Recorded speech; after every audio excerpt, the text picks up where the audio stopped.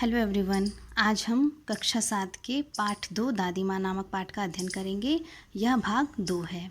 अभी तक हम लोगों ने यहाँ से यहाँ तक का अध्ययन किया था।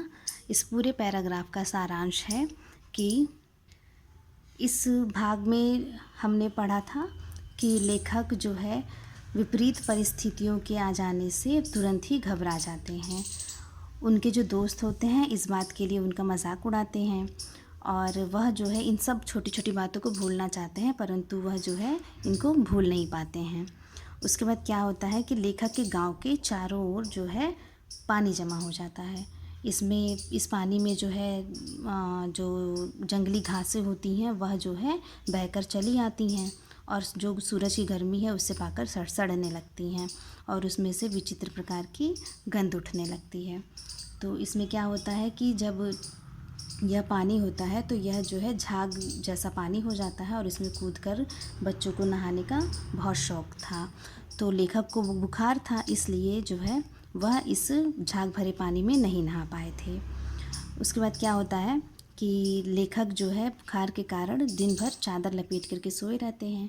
तभी उनकी दादी माँ जो है नहा करके आती हैं और जो है किसी चबूतरे की मिट्टी अपने आंचल में बांध कर लाती हैं और उस मिट्टी को उनके मुंह पर और माथे पर लगा देती हैं। अब हम इसके आगे कंटिन्यू करते हैं।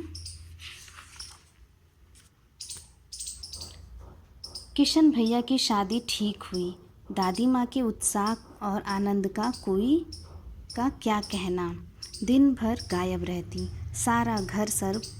सारा घर जैसे उन्होंने सर पर उठा लिया हो। पड़ोसी ने आती, बहुत बुलाने पर दादी माँ आती।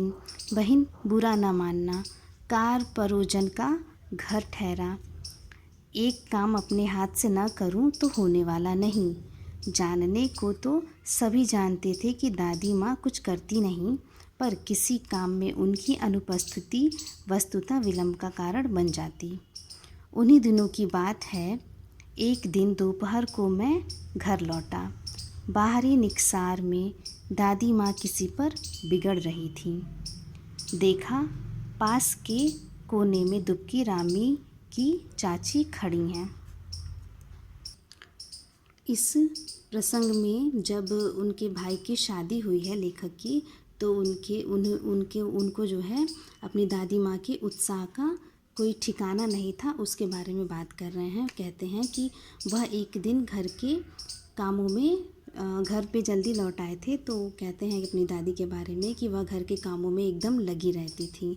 सारा घर सर पर उठा रखी थी, अर्थात कि बहुत ही जो ज़्यादा काम होता है वो सर पर उठा लिया था, यानी कि बहुत ही ज़्यादा काम करना। और जब लोग उनसे मिलने आते थे तो वह सभी से कहती थी कि मैं ही सारा काम करती हूँ और अगर काम ना करूँ तो कुछ होने वाला नहीं है। एक दिन वह किसी को डांट रही थी। वह कौन थी? वह थी रामी की चाची। किसे डांट रही थी? रामी की चाची को। आगे देखते हैं क्यों डांट रही थी। सो न होगा धन्नो, रुपए मैं सूद के आज दे दो।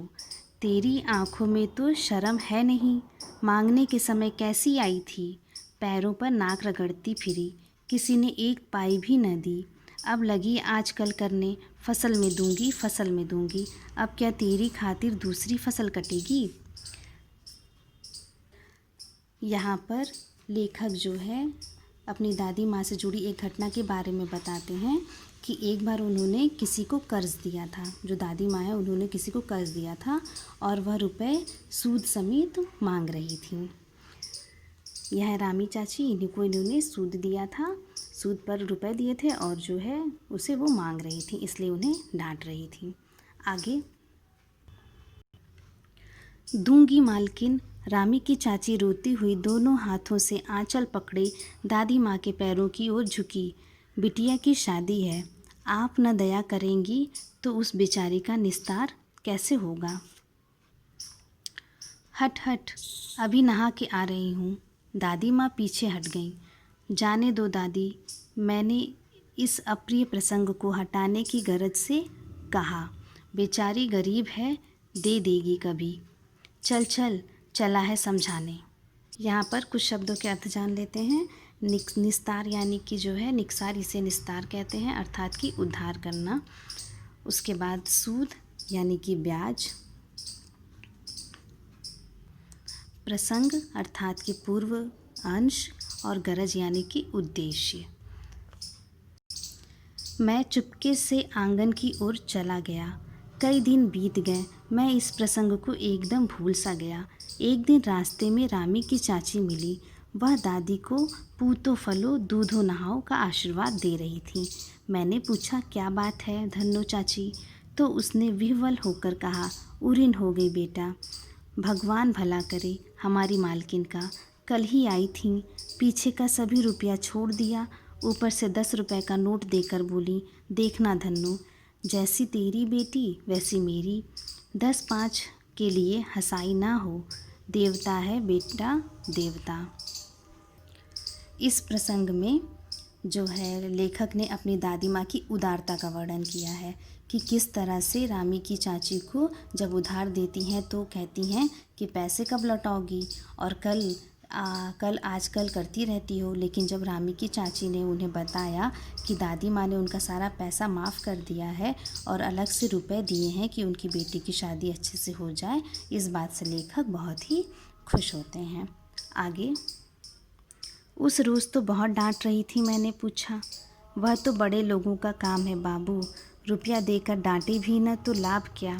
मैं मन ही मन इस तर्क पर हंसता हुआ आगे बढ़ गया। किशन के विवाह के दिनों की बात है। विवाह के 4-5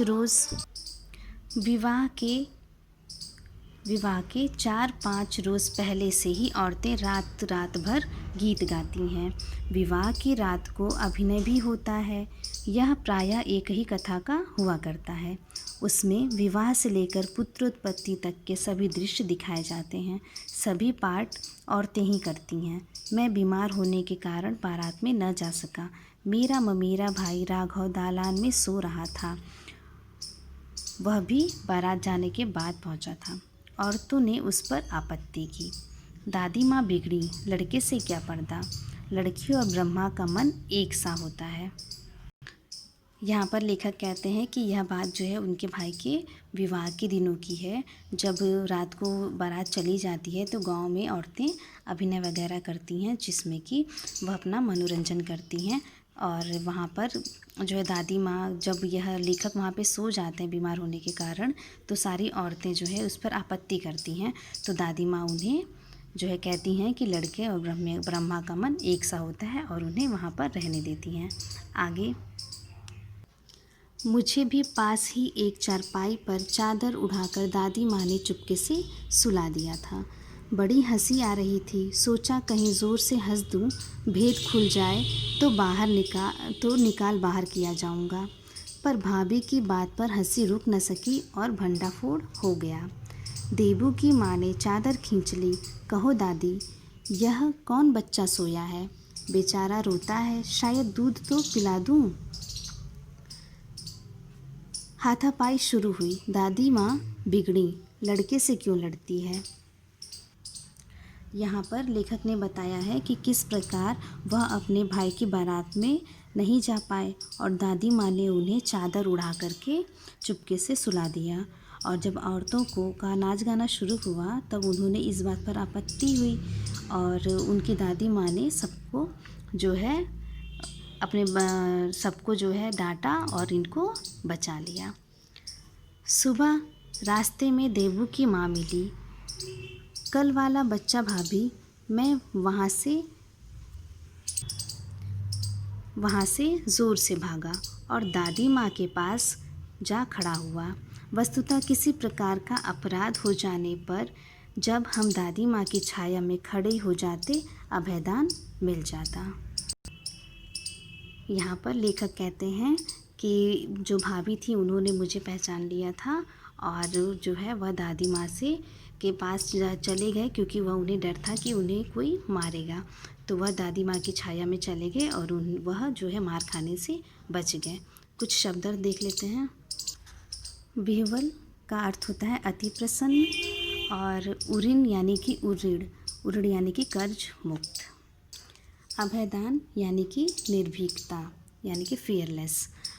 अब आज के लिए इतना ही, इसके आगे हम लोग कंटिन्यू करेंगे। आज का होमवर्क है, यह होमवर्क आपको अपनी फेयर कॉपी में लिखनी है, तीनों को।